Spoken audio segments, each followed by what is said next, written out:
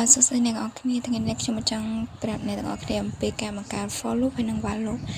ពីរនោះអត់សូវមានអីខុសគ្នាច្រើនទេខុសត្រង់ថា while loop ហ្នឹងបើសិនជាយើងអត់ដាក់លក្ខខណ្ឌឲ្យវានឹងអាចព្រានចេញជាលទ្ធផលឲ្យយើងអត់ឈប់អញ្ចឹងដើម្បីកាន់តែយល់អំពីទាំងពីរនឹងឈប់ហើយយើងត្រូវមកកាន់ for loop មុនអញ្ចឹងយើងដើម្បីបាន for loop យើងត្រូវប្រកាស variable វាថាយើងថត tag hello ហើយថាបើសិនជា tag ហ្នឹងយើងចង់បានរបៀបម៉េចបើសិនយើងចង់ឲ្យវាចេញជាចំនួនលេខឲ្យឬក៏ចំនួនអក្សរអញ្ចឹងខ្ញុំត្រូវការឲ្យវាចេញជាចំនួនអក្សរនីមួយៗអញ្ចឹងយើងត្រូវប្រកាស for v in range ហើយដាក់វងកញ្ចក់ len tag តបមកយើងត្រូវដាក់សញ្ញាចុច2មួយហើយភ្លេចប្រាប់ថាឡើយហ្នឹងយើងប្រើប្រាស់វាបានដើម្បីរាប់ចំនួនអក្សរថាចំនួនអក្សរហ្នឹងមានប្រមាណអញ្ចឹងយើងប្រើប្រាស់ len តបមកយើងត្រូវ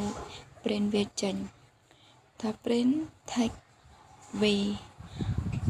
ចាយើងបានប៉ុណ្ណឹងហើយយើងត្រូវ run វាមកវាចេញតាមអក្សរនីមួយៗឲ្យយើងតាំងពី a រហូតដល់ o អញ្ចឹងអាហ្នឹងគឺជាអ្វីដែលយើងត្រូវការហើយមួយទៀតបើសិនជាយើងចង់ឲ្យអា tag hello នឹងដដែលតែវាជារាប់ជាលេខឲ្យយើងវិញថាតើនៅក្នុងហ្នឹងមានប្រមាណអញ្ចឹងយើងត្រូវ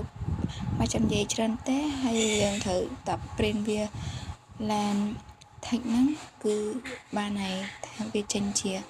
ចំនួនឲ្យយើង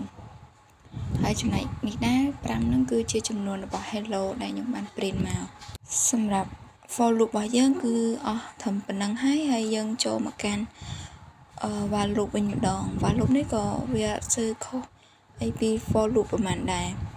ដើម្បីបានវាយើងប្រកាស variable វាដូចគ្នាឧទាហរណ៍ខ្ញុំចង់បាន tag ហើយ good morning ពេលយើងបានប៉ុណ្្នឹងហើយយើងត្រូវប្រកាសនេះវាឧទាហរណ៍ចង់បានឲ្យវាចេញជា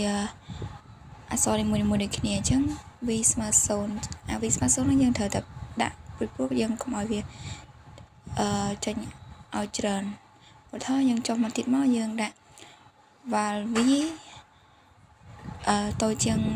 len tag ហើយយើងដាក់ចុច2ហើយយើងចុះមកយើងដាក់ print tag v យើងប្រកាសប៉ុណ្្នឹងហើយគឺយើងត្រូវទៀតយើងដាក់ v ហ្នឹងយើងចង់បានបូកស្មើ1អញ្ចឹងយើងដាក់បូកស្មើ1ហ្នឹងមកវាចេញពីអក្សរមួយមកឲ្យអូថៃពេលយើងដាក់ប៉ុណ្្នឹងហើយគឺវាចេញចាប់ពី g ដល់ g ដូចគ្នាអញ្ចឹងអាហ្នឹងវាគឺជាចេញមួយអានេះគឺជា while loop អំពីអក្សរអញ្ចឹងយើងដឹងពីអក្សរហើយអញ្ចឹងខ្ញុំចង់ប្រាប់អ្នកនរគ្នាអំពី while loop ចេញអំពីលេខម្ដងអញ្ចឹងយើងចូលមកកាន់អំពី while loop ជាលេខវិញម្ដងអញ្ចឹងខ្ញុំប្រកាស variable វាមកដល់ជា string ដាក់លេខមកតាមដែលយើងចង់បានលេខអីក៏បានដែរដែលយើងចង់បានហើយសម្រាប់នេះវិញដែរគឺខ្ញុំចង់ឲ្យវាចេញជាចំនួនលេខគូឲ្យខ្ញុំទាំងអស់ថាតើនៅក្នុងលេខហ្នឹងចំនួនលេខគូមានប៉ុន្មានខ្ទង់ហើយដល់ពេលហើយយើងត្រូវប្រកាសនេះមកយើងដាក់ count even number ស្មើ0តាម count even នេះដែរយើងត្រូវប្រើវាដើម្បីយើងចង់បានលេខគូហើយយើងដាក់ចុះបន្ទាប់មកយើងដាក់ for f ហ្នឹងយើងចង់ដាក់ជាអីក៏បានដែរយើងចង់ដាក់ជា i ក៏បាន f ក៏បានហើយយើងដាក់ for f in range ស្មើ len string ហើយយើងត្រូវដាក់ចុច2ហើយចុះបន្ទាប់មកយើងត្រូវដាក់ if integer យើងថាបន្ទាប់ពីដាក់ if integer ហើយយើងដាក់ string ដាក់ f string f ហើយបន្ទាប់មកយើងត្រូវដាក់ចែកវានឹង2ស្មើ0 ហើយយើងដាក់បើវាមិនអត់ទាន់អស់ទេយើងត្រូវដាក់ and វាបន្ទាប់ទៀតហើយដាក់ integer string f នឹងមកវិញដដែល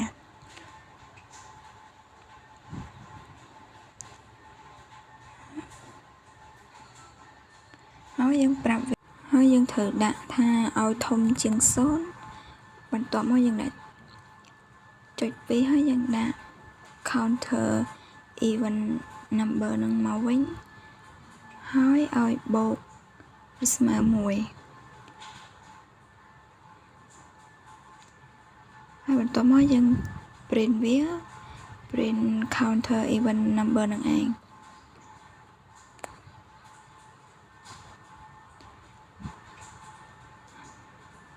ហើយយើងបានប៉ុណ្ណឹងហើយយើង run វាមកវានឹងចេញចំនួនលេខ5លេខ5ហ្នឹងបញ្ជាក់ឲ្យលេខគូដែលយើងមាននៅក្នុង string ហ្នឹងថាមានចំនួនលេខគូហ្នឹងគឺ5ខ្ទង់ហើយសម្រាប់ខ្ញុំគឺអស់ធំប៉ុណ្ណឹងហើយសូមឲ្យអរគុណអ្នកទាំងអស់គ្នាដែលបានមើលវីដេអូរបស់ខ្ញុំ